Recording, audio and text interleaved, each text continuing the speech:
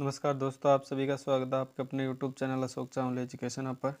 दोस्तों, आज हम डिस्कस करने वाले सीटेट 2021 में 30 दिसंबर को जो एग्ज़ाम हुआ है, ठीक है। आज के एग्ज़ाम के बारे में बात करेंगे। 30 दिसंबर को यानी आज की डेट में जो एग्ज़ाम हुआ है, उस शिफ्ट में कैसे क्वेश्चन आए हैं, किस पैटर्न पर क्वेश्चन बने हैं, उनकी हम बात करेंगे, ठीक है। जिन जिन बच्चों से मेरे को जो जो क्वेश्चन जानने को मिले वो आपके सामने रखने का प्रयास करूँ। उसमें संपूर्ण क्वेश्चन तो हमारे पास आ नहीं पाते, लेकिन जितने बच्चों ने बताया, जितने हमें ज्ञात हुआ, वो प्रश्न हमारे को मिले हैं वो आपके सामने प्रस्तुत कर रहा हूँ।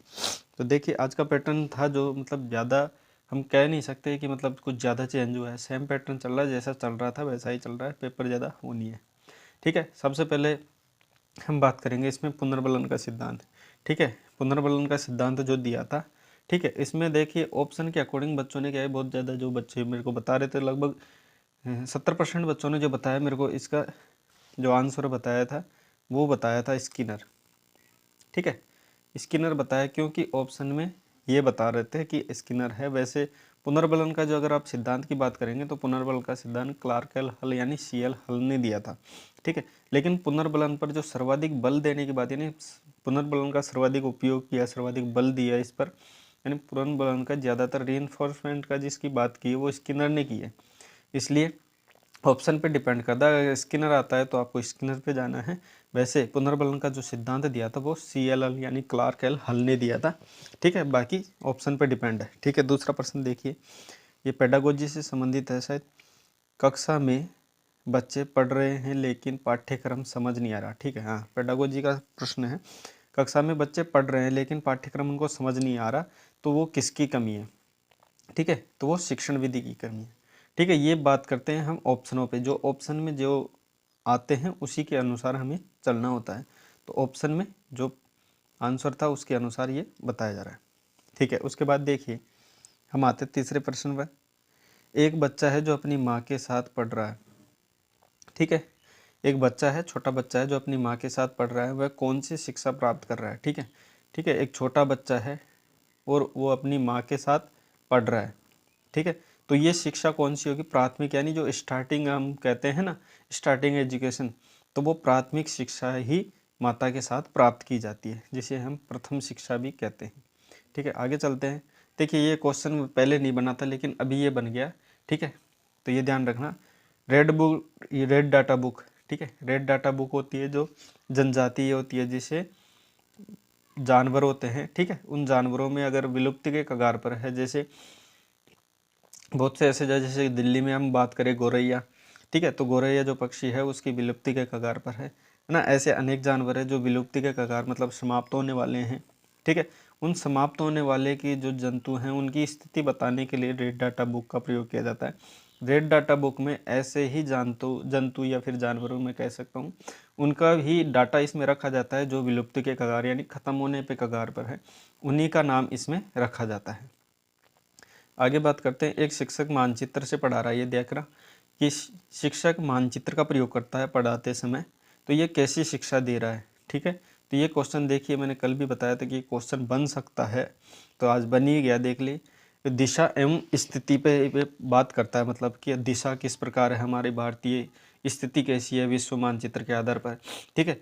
और हम बात करें भारतीय मानचित्र पर, तो राज्य की स्थिति किस प्रकार है, ये बताने के लिए, उनकी स्थितियाँ बताने के लिए ही शिक्षक क्या करता है, मानचित्र का प्रयोग करता है। आगे चलते हैं उसके बाद, ठीक है। इंपॉर्टेंट प्रश्न है, इस पे ध्यान दीजिएगा। समुद्र तल से स्पर्श करने वाले रागी, ठीक है। तो यहाँ पे जो स्थिति मैंने यहाँ पे आपके सामने रखी है, इसमें देखिए कि समुद्र तल, यानी क्वेश्चन में आया था ना तो ऑप्शन एक ही था, हालांकि मैं सभी आपके सामने एक्सप्लेन करने के लिए डायग्राम बनाया हूँ। इसमें क्या है कि समुद्र तल को स्पर्श करने वाले राज्य की बात की गई कि कौन सा राज्य है जो समुद्र तल को स्पर्श, हालांकि देखिए कुछ राज्य यहाँ के दे दिए होंगे, ठीक है। भारत में यहाँ के बीच के राज्य जो स्पर्श नहीं करते, लेकिन एक राज्य जैसे ये या फिर भी कोई सा भी एक दे दिया होगा जो समुद्र तल को टच कर रहा हो, तो ये ध्यान रखना। इसमें हम सभी की बात कर लेंगे। तो अगर हम इस बात करें कि ए यानी अरब सागर और ये बी बंगाल की खाड़ी, तो दोस्तों पहले की जब क्वेश्चन बने थे ना, तो पहले ये क्वेश्चन बना था कि अरब सागर को टच में जो राज्य टच करते हैं वो कौन से हैं। उसके बाद प्रश्न पूछा गया था कि बंगाल की खाड़ी से टच करने वाले राज्य कौन कौन से हैं, ठीक है, उनमें से पूछा गया था। उसके बाद पूछा गया था ठीक है, कि बंगाल की खाड़ी को टच करने वाले कौन कौन से देश हैं, ये पूछा गया था। तो आज जो प्रश्न बना है वो ये बना है कि समुद्र तल से, ठीक है, समुद्र तल से टच करने वाले कौन कौन से राज्य हैं, या फिर इनमें से कौन सा राज्य है जो समुद्र तल को टच करता है। तो उसमें आप सभी को देखेंगे इसमें, ठीक है। जैसे यहाँ पे हम देखिए अरब सागर की ओर से टच करने वाले और समुद्र तल को टच करने वाले, तो गुजरात हो गया, महाराष्ट्र आ गया, गोवा, कर्नाटक और केरल, ये इधर हो गए 5। इधर बात करते हैं हम 4 की, जिसमें तमिलनाडु है, आंध्र प्रदेश, ओडिशा और पश्चिम बंगाल, ये समुद्र तल को टच करते हैं, ठीक है। अगर उसके बाद अब देखिए नेक्स्ट क्वेश्चन कैसा भी है, एग्जामिनर का दिमाग हो शायद इस प्रकार बना रखा हो, तो आगे का क्वेश्चन है हो सकता है यहाँ पे महाद्वीपों में से आ जाए, ठीक है, कि जैसे यहाँ पे है लक्षद्वीप और यहाँ पे है जो महासागर, तो उनमें से संबंधित यानी जो द्वीप है उनमें से आ जाए, ठीक है। तो उनका भी आप देख के जाएँ कि कौन कौन से टच कर रहे हैं, ठीक है। आगे चलते हैं, ठीक है। आगे है धान से भूसी को अलग करना, ठीक है। जो धान है उसको भूसी से अलग करना, यानी जो धान है उसमें से जो भूसी है उसको अलग करना, यानी दोनों को अलग अलग करना। पहले कहते हैं मिक्स है, उनको बाद में अलग अलग करना क्या कहलाता है। मतलब एक तरीके से मैं कह सकता हूँ ये पेडागोजी से संबंधित प्रश्न है, जो आपको ये बताना था इसमें कौन सी क्रिया या प्रक्रिया के माध्यम से अलग किया जाता है, तो वो है निष्पादन प्रक्रिया, अलग करना निष्पादन प्रक्रिया, ठीक है। उसके बाद देखिए संज्ञानात्मक विकास सिद्धांत, इजी प्रश्न है जो कि पर डे रिपीट हो रहा है, ये कह सकते हैं हम, क्योंकि हर दिन देखने को मिल रहा है। तो ये जीन पियाजे का है संज्ञानात्मक विकास। और मैंने कल भी क्वेश्चन किया था कि किसी ने शायद रिप्लाई नहीं किया इस बात का, मैंने पूछा था कि संज्ञानात्मक विकास जीन पियाजे के अलावा और किस मनोवैज्ञानिक ने दिया, तो उनका भी आप नाम बताने का प्रयास करें, तो कमेंट करके बताइए, ठीक है। पर्यावरण की थीम देखिए अभी 2-3 दिन से पूछ नहीं रहा था, उससे स्टार्टिंग में ये 2-3 बार पूछा था, स्टार्टिंग के जो पेपर थे 16 के बाद से, तब ये 2-3 बार पूछा था कि पर्यावरण की एक तो 20 की थीम और 21 की थीम कौन कौन सी है, और पर्यावरण दिवस कब मनाया जाता है। ये मेरा आपको कमेंट है कि आप कमेंट करके बताएं कि पर्यावरण दिवस कब मनाया जाता है। और पर्यावरण की अगर 21 की थीम कही तो पारिस्थितिकी बहाली, ये 21 की थीम थी, और 20 की बात करें जैव विविधता, ठीक है। ये ध्यान रखिए, दोनों का ध्यान रखिए, आपको पूछ सकता है आगे।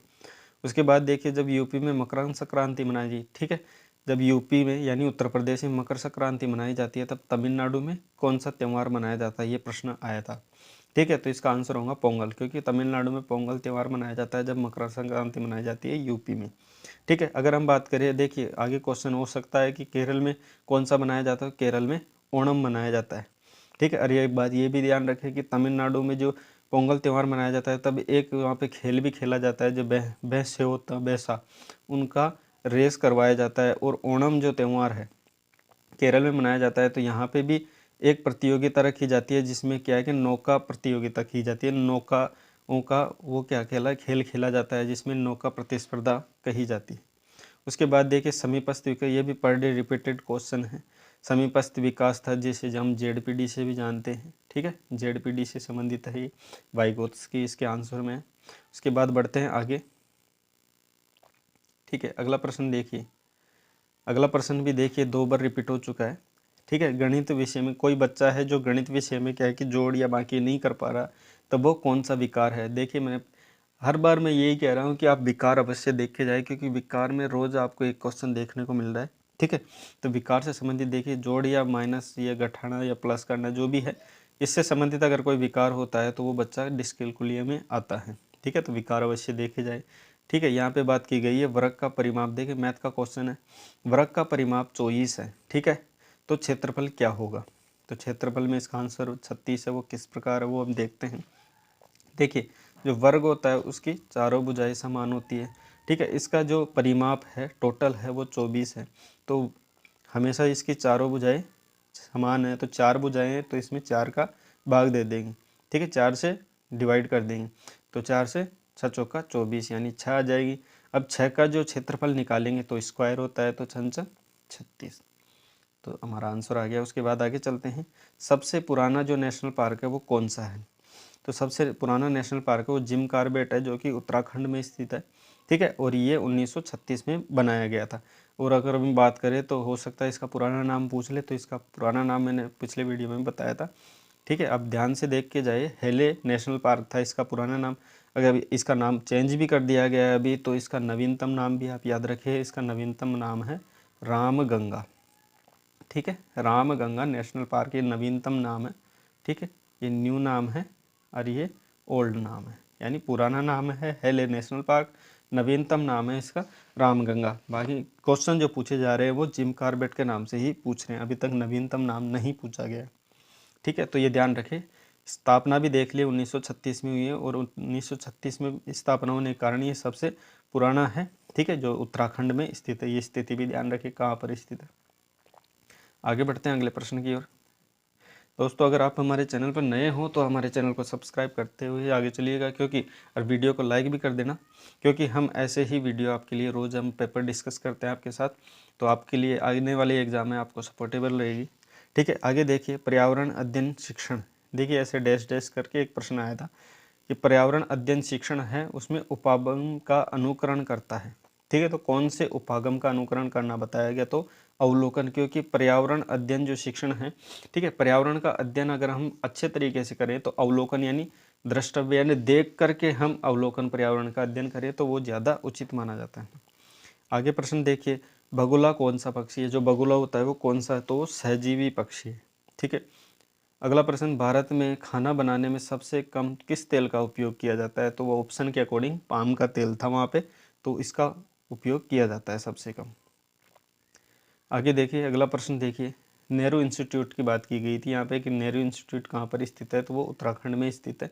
ठंडा रेगिस्तान से संबंधित प्रश्न परसों भी आया था, जो मैंने बताया भी था कि ठंडा रेगिस्तान अगर वहाँ पे जो ऑप्शन के अकॉर्डिंग था तो वो गोबी था, यहाँ पे ठंडा रेगिस्तान का ऑप्शन में आया था तो वो लद्दाख, भारत में कौन सा है, लद्दाख है, ठीक है। अगर हम बात कर लेते हैं गर्म की भी, क्या हो, आई होप कि नेक्स्ट एग्जाम में ये पूछ लिया जाए, तो गर्म अगर बात करें तो थार का मरुस्थल है, गर्म मरुस्थल, ठीक है। अगले प्रश्न की ओर बढ़ते हैं। भारत में, ठीक है, ये एक प्रश्न आया था, उसमें ऐसे था कि एक बच्ची है जो एग्ज़ाम दे रही है सुबह के 10 बजे भारत में, ठीक है, ये इंडिया का टाइम है, और आबू धाबी में ये समय, इस समय क्या समय हो रहा होगा, ऐसा प्रश्न, अगर वो इस समय कोई एग्ज़ाम दे रहा हो तो उसका वहाँ का आबू धाबी का समय, कुल मिला के बात ये है कि भारत का समय 10 बज रहा है और आबू धाबी में कितना बजेगा, सामान्य ये प्रश्न है।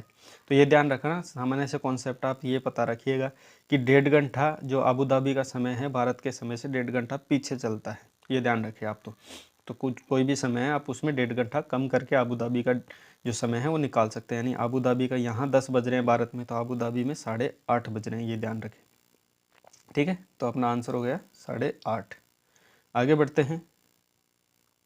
अगला प्रश्न है जीन पियाजे, यहाँ पे पूछा गया जीन पियाजे की अवस्था पर प्रश्न पूछा गया है, ठीक है। जो जीन पियाजे की जो स्टेज है, और इन्होंने स्टेज 4 भागों में डिवाइड की थी, और 4 भागों में स्टेज होने के कारण इनका जो सिद्धांत है वो अवस्था का सिद्धांत भी कहा जाता है, ये भी ध्यान रखिए आप, ठीक है। और इनकी 4 अवस्थाएं थी, संवेदी पेशीय है, पूर्व संक्रियात्मक, मूर्त संक्रियात्मक और अमूर्त यानी औपचारिक संक्रियात्मक भी से हम कह सकते हैं। तो 4 स्टेज थी, ये ध्यान रखें। और चारों स्टेज किस किस प्रकार से है इनकी डिटेल्ड वीडियो मैंने अपलोड कर रखी है, तो वो आप देख सकते हैं।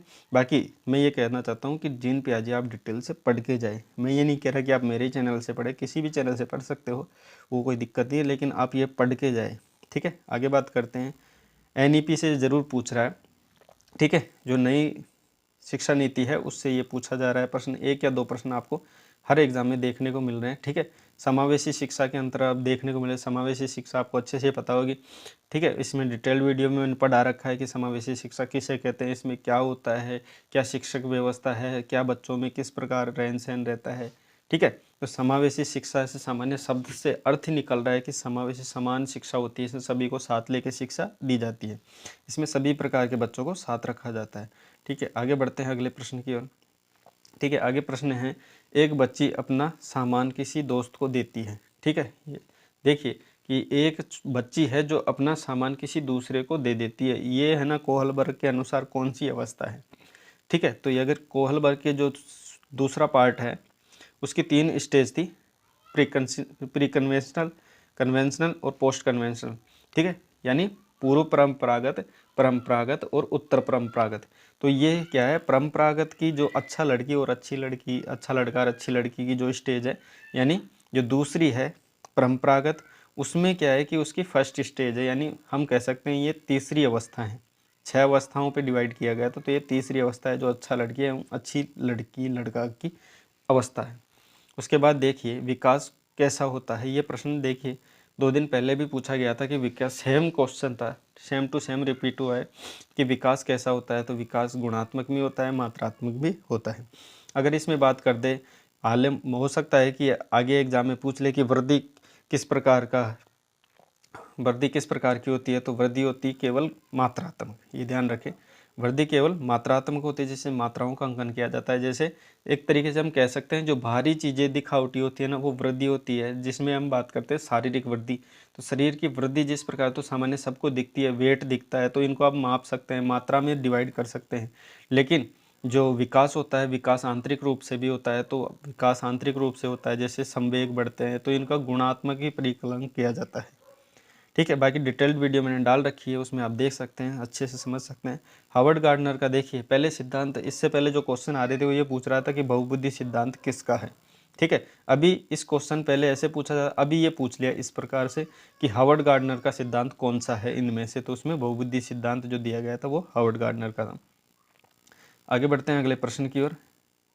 ठीक है, अगला प्रश्न है, उसमें देख सकते हैं आप, दूसरे के व्यवहार को देखना, हार्वर्ड गार्डनर। ठीक है, ये हार्वर्ड गार्डनर ने जो बहुबुद्धि सिद्धांत दिया था, उस बहुबुद्धि सिद्धांत के अंदर 8 प्रकार की अवस्थाएं बताई थी।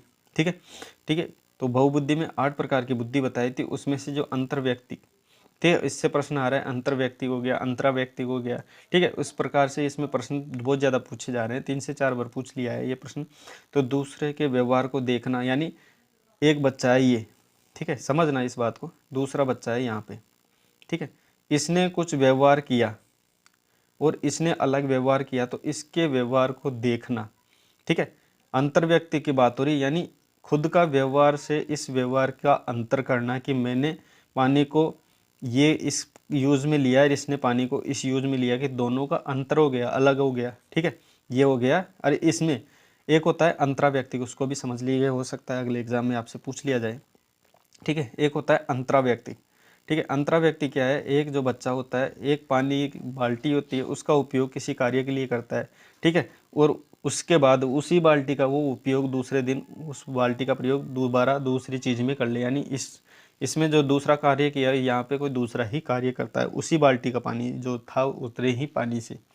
तो यानी खुद के सभी गुणों का इकट्ठा रूप होता है, उनमें आप भेदभाव करना, उसमें आप कंपेयर करना, यानी खुद के गुणों का अंतर समझना, खुद के स्वयं के गुणों का अंतर, वो होता है अंतराव्यक्ति। और अंतर्व्यक्ति को होता है जो मतलब दूसरे दो बच्चों को आपस में अंतर करना। ठीक है, उनमें दोनों के गुणों में अंतर करना, अंतर्व्यक्ति, ये ध्यान रखना। तो दोस्तों आज का सेशन तो यहीं समाप्त होता है। तो वीडियो हमारा अच्छा लगा तो वीडियो को लाइक करना और अपने दोस्तों में इसको शेयर भी करना। बाकी वीडियो को लाइक कर दिया करो यार बिना कहीं, और वीडियो अगर हमारा अच्छा लगता हो तो इसको दोस्तों में ज़्यादा से ज़्यादा शेयर भी किया करो। बाकी हमारा एक्सप्लेनेशन अगर आपको अच्छा लगता हो तो अपने दोस्तों में ज़्यादा से ज़्यादा इसको शेयर करें, ताकि हमारा चैनल थोड़ा ग्रो करे और हम बच्चों से ज़्यादा जुड़ पाएँ। तो मिलते हैं नेक्स्ट वीडियो में। वीडियो देखने के लिए आपका बहुत बहुत धन्यवाद।